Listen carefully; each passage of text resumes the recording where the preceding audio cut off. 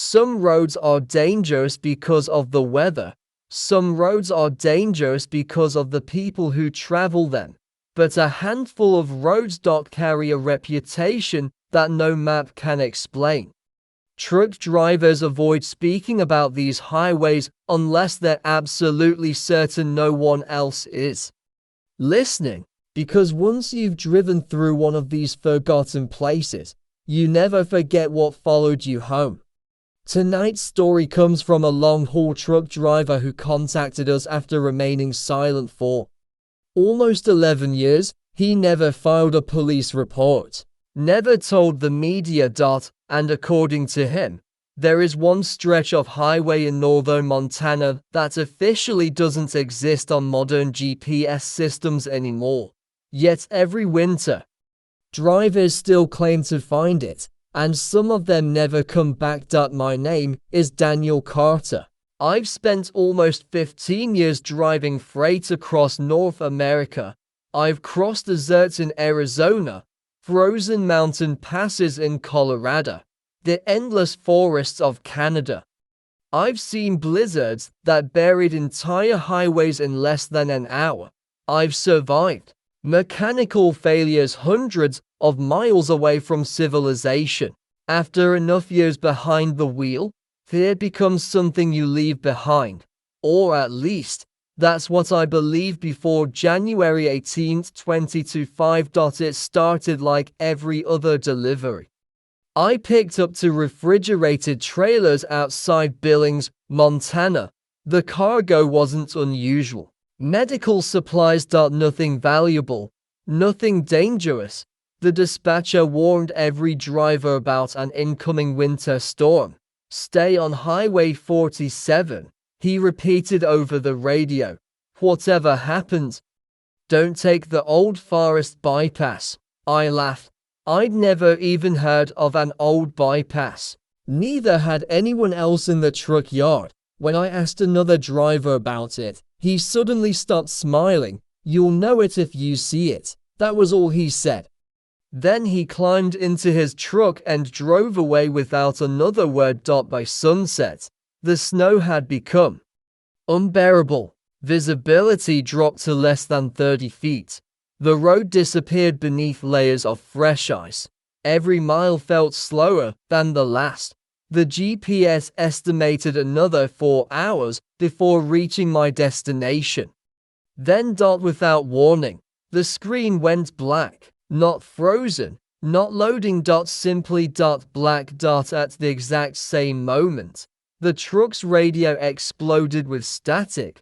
A sharp burst of white noise filled the cabin before settling into complete silence. I checked every cable, restarted the navigation. Nothing. Just darkness. Outside, the storm continued to grow stronger.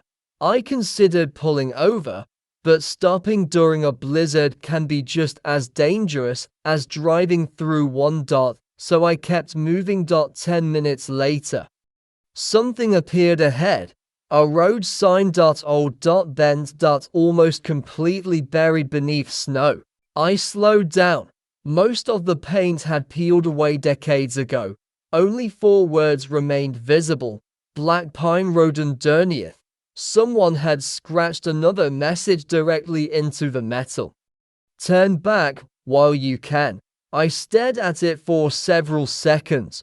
Probably teenagers or hunters trying to scare travelers.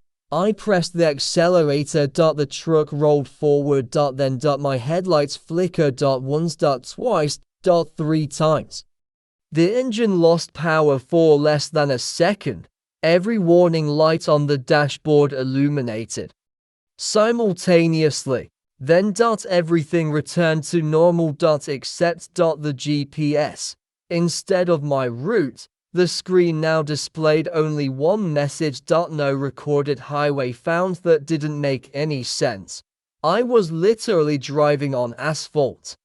There were lane markings beneath the snow.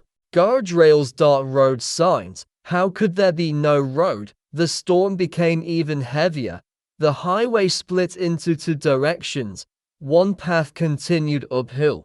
The other disappeared into a dense forest. The GPS remained dead. No signal. No map. Nothing. The only clue was another weather-beaten sign. The uphill road read, Highway 47. The forest road had no official name, only an arrow. And beneath it fresh footprints, not animal tracks. Human footprints, walking directly into the trees. The strange part, snow was still falling heavily. Those prints should have disappeared long ago. Instead, they looked as if someone had made them only seconds earlier. I looked down. There wasn't another vehicle 4 miles. No cabins. No lights. No signs of life. Just endless white wilderness. A blast of freezing wind shook the truck hard enough to make the trailer sway. I decided to stay on Highway 47. Safer. Smarter. As I turned the steering wheel, the truck suddenly refused to move. The engine roared. The tires spun, but the vehicle wouldn't leave its lane. It felt like something enormous was holding 40 tons of steel in place. I stepped harder on the accelerator. Nothing. Then the radio crackled back to life. Not with static. With a voice, very quiet, almost whispering. Double quotes. Wrong road. I froze. I looked at the passenger seat. Empty. The sleeper cabin. Empty. Outside. Nothing but snow. Again, the whisper returned, clearer this time. Double quotes. You missed the turn. My heart started pounding. I grabbed the radio microphone. Who's transmitting? Silence. A full 10 seconds passed. Then another voice answered. Not frightened. Not angry. Almost pleasant. We've been waiting for you. At that exact moment, every light inside the truck went out. Only the headlights remained, and standing at the edge of the forest, barely visible through the snowfall, was the silhouette of a little girl. She wasn't moving. She wasn't waving. She was simply standing there, holding an old-fashioned lantern. And slowly, she raised one arm, pointing toward the dark road disappearing into black pine forest. For several seconds, I couldn't breathe. The little girl never blinked. She stood perfectly still, her antique lantern glowing with a warm amber light that somehow cut through the raging snowstorm. Every instinct told me to lock the doors, reverse the truck, and escape. Instead, I found myself staring into her eyes. They weren't glowing. They weren't black. They looked painfully human. Then something impossible happened. She smiled. Not the innocent smile of a child. It was the smile of someone who already knew exactly what decision I was about to make. The radio crackled again. Follow her. I slammed my fist against the dashboard. No. My voice echoed inside the empty cab. I'm staying on Highway 47. I shifted into reverse. The engine roared. Nothing. 40 tons of truck refused to move even an inch. The dashboard suddenly flashed a warning I'd never seen before. Impossible. The tires weren't spinning anymore. It felt as though the road itself had frozen around them. Outside. The girl turned around. Without looking back, she began walking into the forest. The lantern swung gently with each step. 1. 2. 3. Then, she disappeared behind the falling snow. At that exact moment, the truck lurched backward as if whatever had been holding it suddenly let go. I hit the brakes. The truck was free again. I should have driven away. Every rational thought screamed at me to leave, but something kept replaying inside my head. Why would a child be alone in a blizzard? Against my better judgment, I grabbed my flashlight, emergency beacon, and winter jacket. I stepped outside.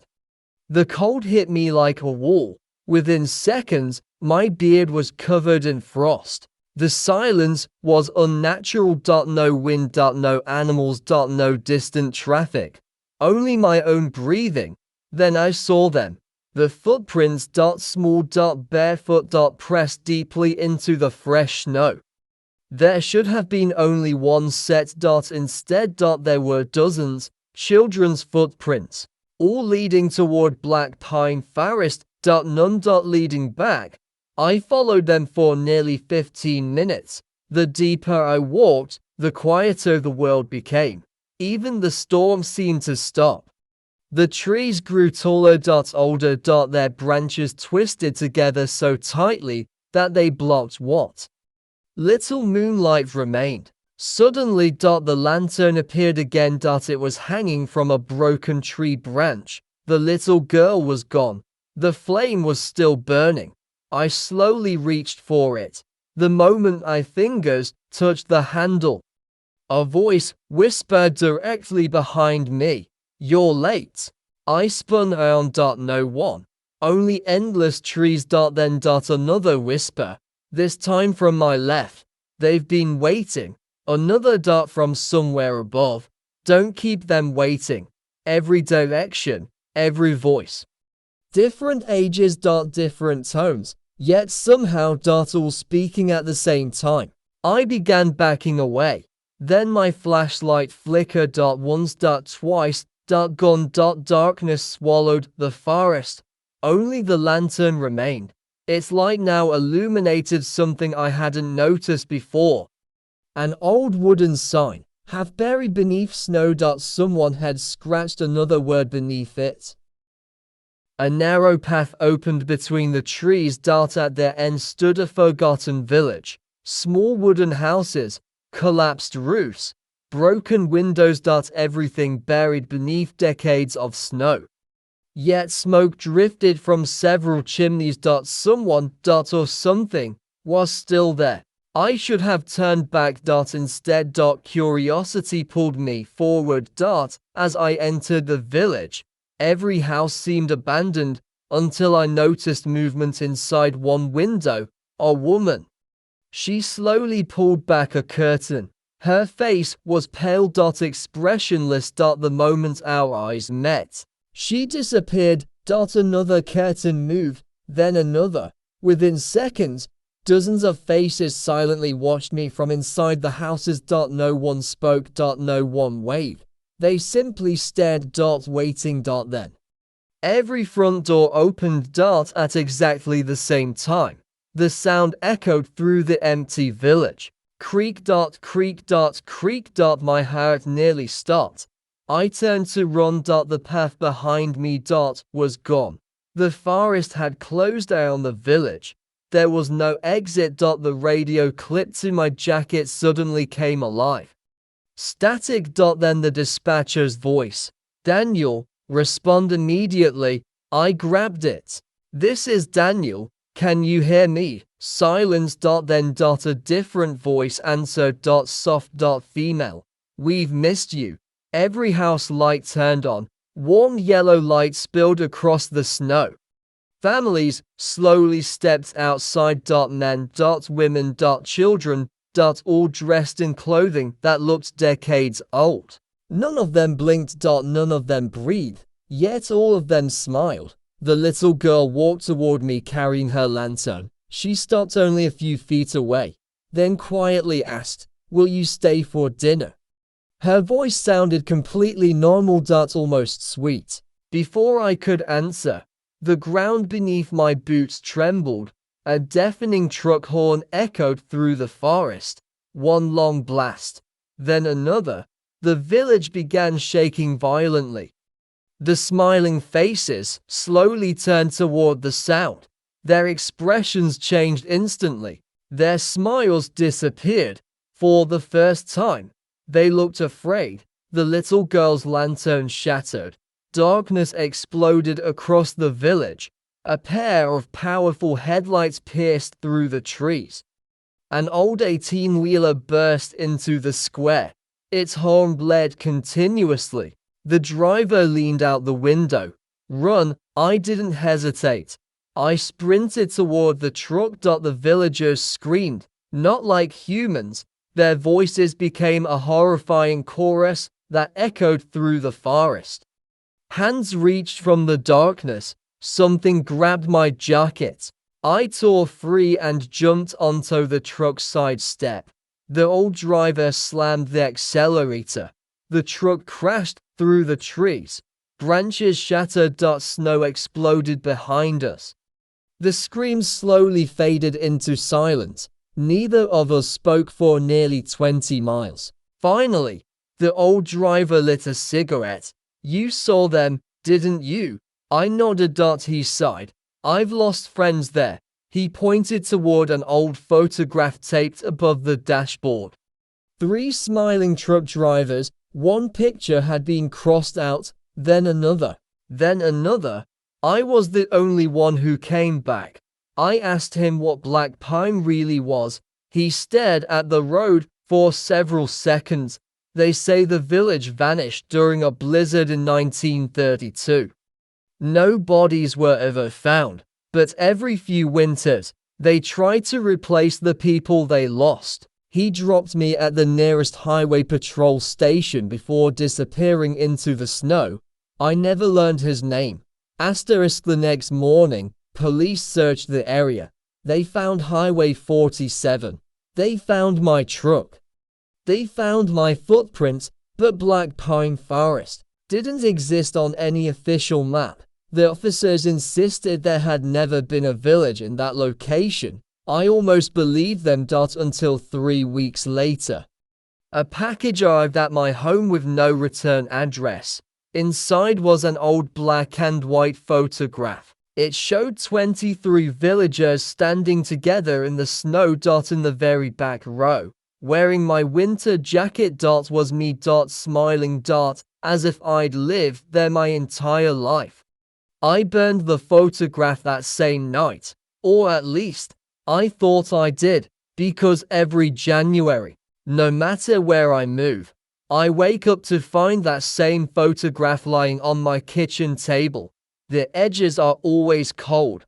Fresh snow is always melting across the frame, and every year, one more face appears beside mine. No matter how many times I destroy it, the picture always comes back.